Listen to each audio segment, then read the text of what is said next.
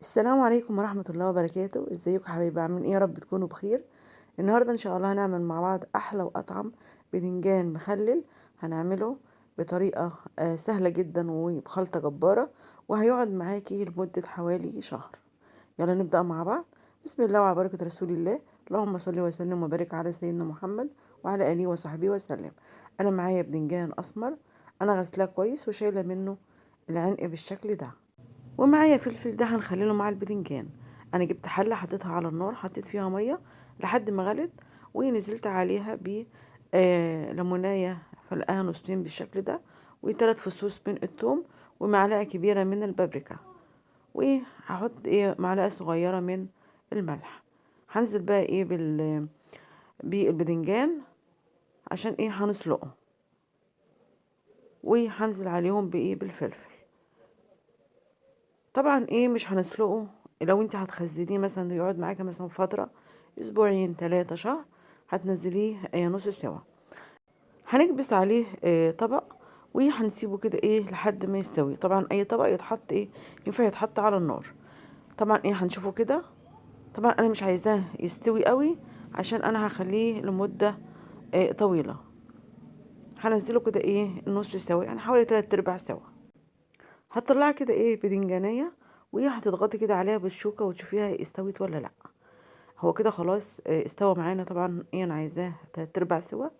هشيله بقى من المية. هشيله كده من المية خالص، وهسيبه لحد ما يبرد. على بقى ما يبرد معانا، هنعمل بقى الخلطة اللي هنتبل بيها البدنجان.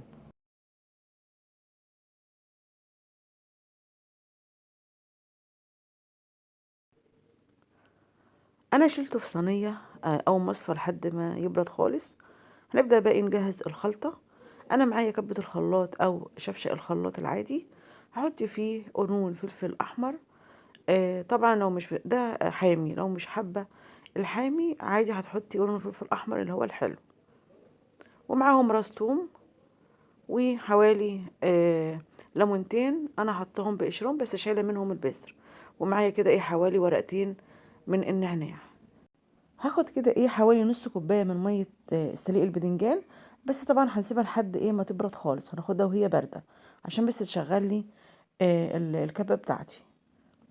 هضربهم بقى كده كلهم مع بعض كده في الكبه. وطبعا لو في اي خلطة كده على جوانب الكبة هننزلها علشان كلها تتضرب كده مع بعضها. وهنعيد كده ضربها برضو تاني عشان يبقى معانا الخليط كده ناعم.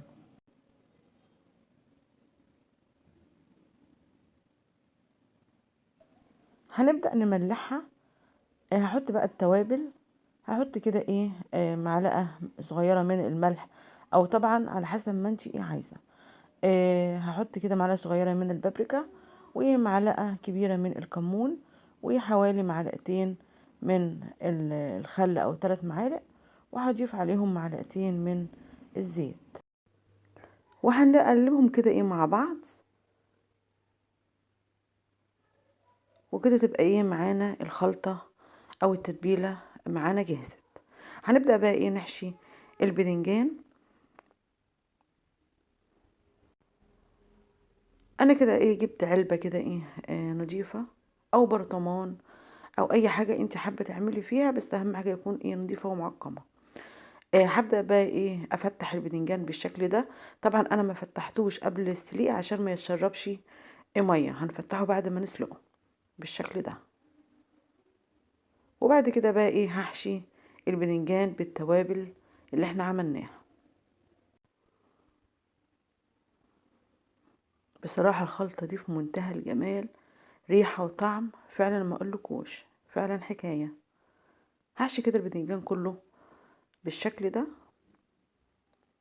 وهعمل برضو كده طبقة برضو تانية بدنجان ارصه كده على اولانية. وهبدأ برضو كده احشي نفس كده ما عملت في الطبقة الاولانية. هنعمل برضو في الطبقة التانية كده بالشكل ده.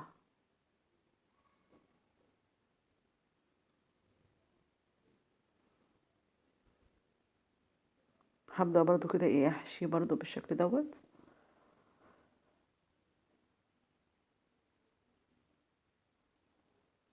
وهحط كده ايه على الوش الفلفل اللي احنا سلقناه. وهنبدأ بقى ايه نسقي البدنجان بتاعنا. مكان كده ايه التوابل دي هنحط كده شوية مية من بتاع سليق البدنجان، بس طبعا اهم حاجة تكون باردة. وهن ايه باقي التوابل اللي فضلت دي هنقلبهم كده في شوية المية السليق، وهنسقي بيهم البدنجان. طبعا لحد كده ايه نص البدنجان كده من تحت. دي المحلول او مادة الحفظ اللي هنحفظ فيها البدنجان لو هتقعد معاكي او هتخليه معاكي لمدة طويلة. ده ممكن يقعد معاكي لمدة شهر. ما شاء الله فعلا تحفة. هرش كده على الوش كده حبة زيت على وش البدنجان، في منتهى الجمال، تحفة. احلى واطعم بدنجان مخلل عملناه مع بعض. جربوه على طريقتي ان شاء الله هيعجبكم. نتقابل ان شاء الله مع فيديو جديد.